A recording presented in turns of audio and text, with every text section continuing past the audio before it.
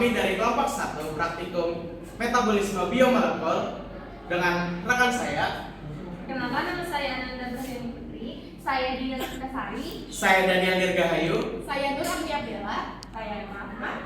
Sebelumnya kami ucapkan terima kasih kepada Bapak Dr. Tanto Budi Susilo SSI MSI selaku dosen pengampu mata kuliah ini dan asisten-asisten pengampu yang telah membantu untuk proses pengerjaan tugas ini. Video ini merupakan review jurnal PCR barcode DNA tanaman mengkudu Morinda centrifolia L berdasarkan gen ITS internal transcript spacer. Penelitian di bidang biokimia ditunjang dengan perkembangan teknologi genetika, misalnya teknologi deoksiribonucleic acid (DNA), barcode yang didasarkan pada metode identifikasi spesies makhluk hidup. DNA barcode merupakan salah satu teknik yang digunakan untuk mempercepat dan mempermudah proses identifikasi organisme dengan menggunakan potongan gen tertentu. DNA barcode dapat mempercepat identifikasi, biaya dapat dijangkau, dan hasil yang akurat. DNA barcode tidak dipengaruhi oleh keadaan lingkungan, sehingga hasil yang didapatkan bisa lebih akurat dan dapat dilakukan pada semua jenis jaringan. Terdapat 3 sequence DNA barcode yaitu inti, chloroplast, dan mitokondria. Karakteristik dari sequence DNA barcode berbeda-beda. DNA barcode inti antara lain ITS, sedangkan DNA barcode chloroplast antara lain RBCL, NDHF, ATP-B, MATK, RP116. Proses identifikasi jenis tanaman diawali dengan mengisolasi DNA genom dan memperbanyak melalui PCR. Ada gen lain yang dapat digunakan pada identifikasi tanaman, yaitu gen internal transcript spacer. Menurut Zhang and Lee 2013, dengan menggunakan ITS sebagai gen, maka amplifikasi polymerase chain reaction atau PCR, sequencing 2 arah, dan kemampuan diskriminasi lebih sempurna, sehingga akan meningkatkan keberhasilan yang tinggi. Barcode DNA menggunakan ITS diharapkan dapat memberikan kejelasan informasi karakter dari tanaman mengkudu. Isolasi DNA. DNA tanaman mengkudu diisolasi menggunakan metode kit. Daun tanpa tulang digerus hingga halus, lalu dimasukkan ke dalam tabung steril. Larutan lisis sel dan larutan pengendap protein ditambahkan, kemudian diinkubasi pada suhu 56 derajat Celcius selama 60 menit. RNase dan larutan lisis ditambahkan dan diratakan. Sampel disentrifugasi, lalu supernatan dipisahkan dan ditambahkan etanol dingin. Setelah disentrifugasi kembali, supernatan dipindahkan ke tabung steril. Pelet DNA dicuci dan dikeringkan, kemudian ditambahkan elution vapor untuk mendapatkan DNA. PCR. Prinsip kerja PCR didasarkan pada kemampuan enzim DNA polimerase untuk mensintesis untai DNA baru yang merupakan komplementer dari DNA cetakan. Komponen utama reaksi PCR terdiri dari template DNA atau DNA cetakan primer yang didesain, enzim DNA polimerase, dan nukleotida DNATP atau doxinoloxide trifosfat. Setelah DNA diisolasi, kemudian diaplikasi dengan menggunakan primer design PCR yang dilakukan dengan teknik PCR gradient. Reaksi PCR menggunakan KOD master mix blue, gen ITS dengan bahan MyTag, HS Red Max Bioline, primer ITS 4 dan ITS 5, NWF, dan sampel DNA. Semua bahan disentrifugasi lalu di PCR dengan program running PCR antara lain denaturasi awal 95 derajat Celcius selama 1 menit, denaturasi lanjut 95 derajat Celcius selama 15 detik, annealing 55,1 derajat Celcius selama 15 detik, elongasi 72 derajat Celcius selama 10 detik, elongasi akhir 72 derajat Celcius selama 3 menit. Elektroporesis. Gel agaros dibuat dengan melarutkan bubuk agarosa dalam buffer, kemudian dihomogenkan dan dipanaskan hingga mendidih. Gel dituangkan ke dalam cetakan dengan sisir untuk membuat lubang, lalu direndam dalam running buffer dan dicampur dengan gel red 5 mikroliter dan 5 mikroliter DNA ladder 1 kb.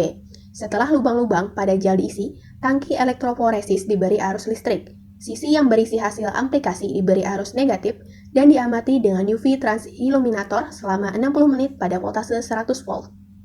Hasil PCR kemudian di-screening dengan mengirim sampel ke Pressbase, Malaysia. Analisis barcode DNA. Kromatografi DNA hasil sequencing PCR disunting menggunakan software bioedit. Bagian awal DNA dihapus kira-kira 30 bp dan pembacaan nukleotida yang keliru diperbaiki berdasarkan tingkat keakuratan terbaca. Untuk keakuratan aplikasi gen target diuji dengan memprediksi urutan panjang basa berdasarkan sequence internal transcript spacer, dilakukan identifikasi melalui BLAST ke NCBI. Bagian hasil dan pembahasan dalam jurnal ini memberikan pemaparan sistematis mengenai proses identifikasi genetik dua varietas tanaman mangkudu, Morinda citrifolia melalui analisis gen internal transcript spacer atau ITS. Beberapa poin utama dari hasil yang dilaporkan meliputi: yang pertama, isolasi DNA dan analisis kemurnian. Proses isolasi DNA menggunakan Wizard Genomic DNA Purification Kit menghasilkan DNA dengan tingkat kemurnian yang tinggi untuk kedua varietas tanaman mangkudu. Konsentrasi DNA untuk mangkudu lonjong tercatat sebesar 315,0 nanogram per mikroliter dengan nilai kemurnian 1,95. Sedangkan untuk mangkudu bulat, konsentrasi DNA sebesar 82 nanogram per mikroliter dengan nilai kemurnian 1,82. Nilai kemurnian yang berada dalam rentang 1,7 sampai 2,0 menunjukkan bahwa DNA yang dihasilkan cukup murni dan tidak terkontaminasi protein atau senyawa lain yang dapat mengganggu proses analisis selanjutnya.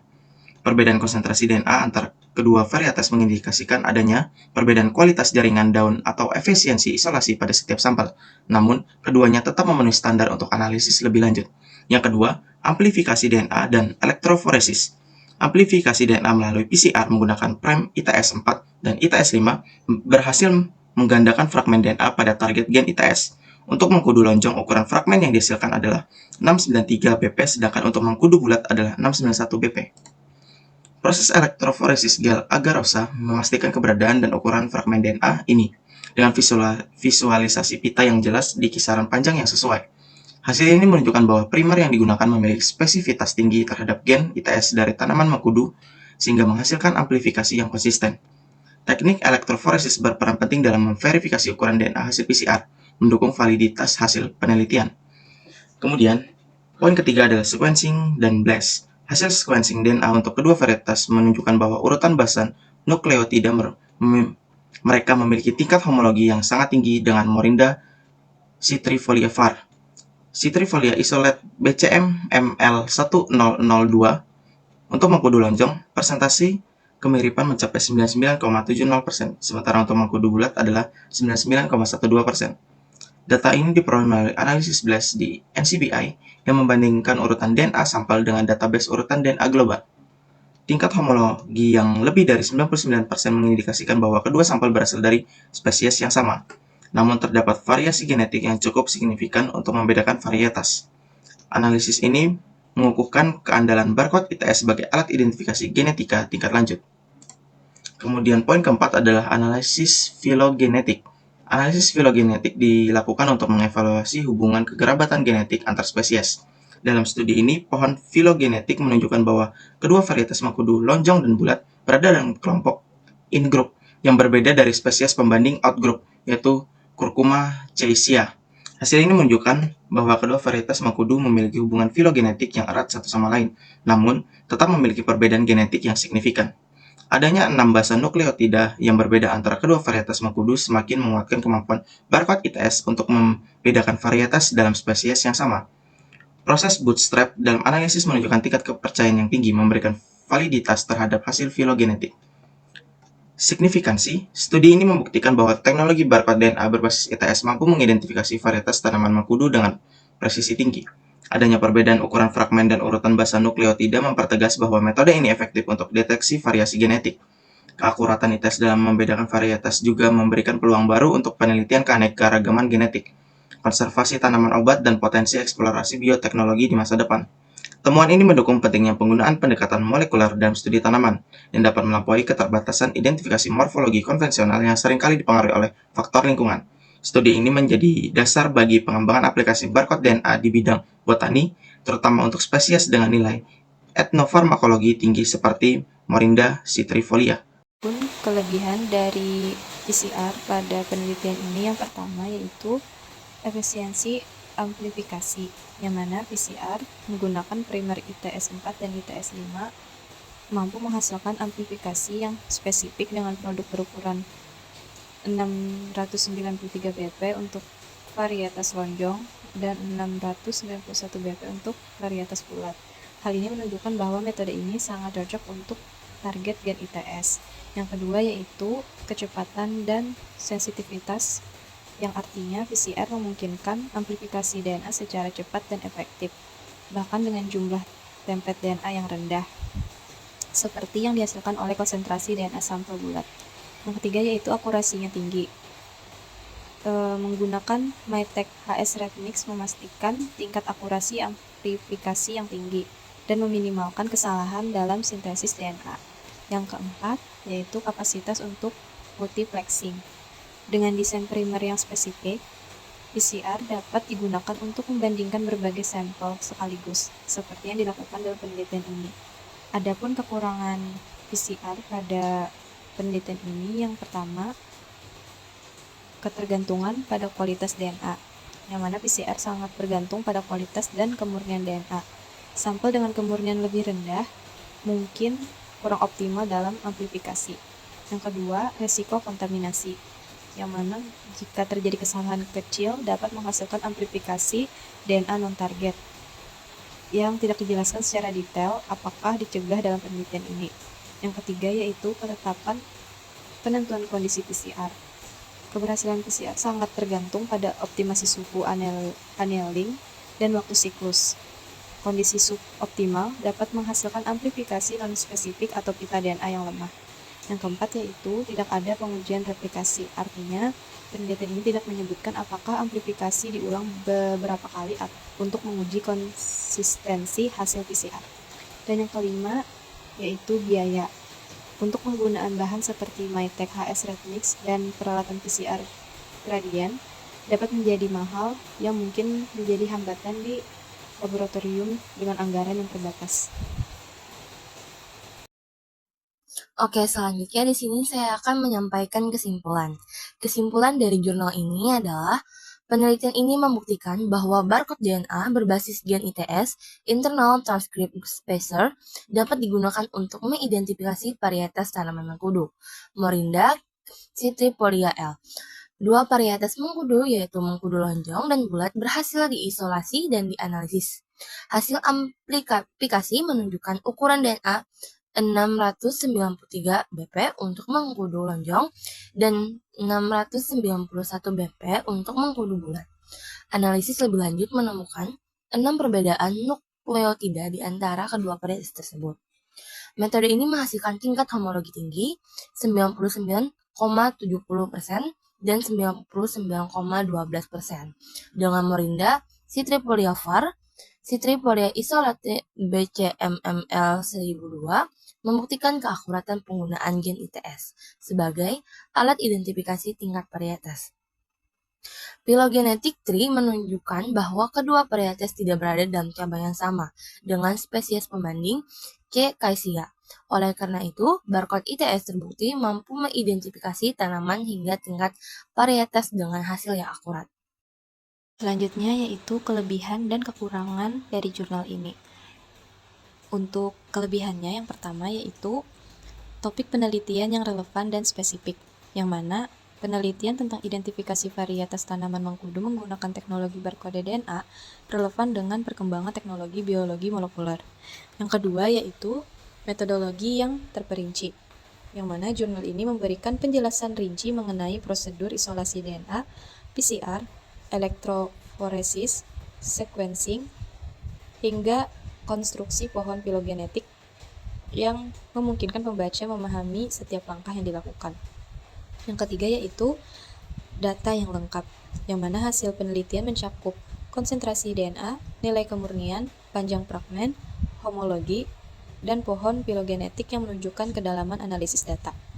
Yang keempat yaitu penggunaan metode yang modern, seperti menggunakan primer ITS 4 dan ITS 5, analisis blast, serta pembuatan pohon filogenetik memberikan keakuratan tinggi dalam mengidentifikasi perbedaan varietas tanaman mengkudu, serta menggunakan perangkat lunak seperti Megaxi. Yang kelima yaitu referensinya kuat, yang mana penelitian ini mengacu pada banyak studi sebelumnya untuk mendukung hasil dan diskusinya. Yang keenam yaitu hasil yang relevan, yaitu menunjukkan tingkat homologi tinggi dengan varietas Morinda citrifolia var citrifolia serta identifikasi 6 basa nukleotida yang berbeda antara varietas lonjong dan bulat. Dan yang terakhir yaitu aplikasinya yang luas, yaitu menunjukkan potensi aplikasi DNA barcode untuk identifikasi varietas tanaman lain, termasuk yang sulit dibedakan secara morfologi. Untuk kekurangan dari jurnal ini, yang pertama itu sampelnya terbatas, yaitu penelitian hanya menggunakan 2 sampel daun mengkudu, varietas lonjong dan bulat, sehingga hasilnya kurang merepresentasikan variasi genetik yang lebih luas. Yang kedua yaitu tidak membahas faktor lingkungan. Walaupun DNA barcode tidak terpengaruh lingkungan, penelitian ini tidak membahas apakah hasil isolasi dan amplifikasi dipengaruhi oleh kondisi sampel atau metode isolasi.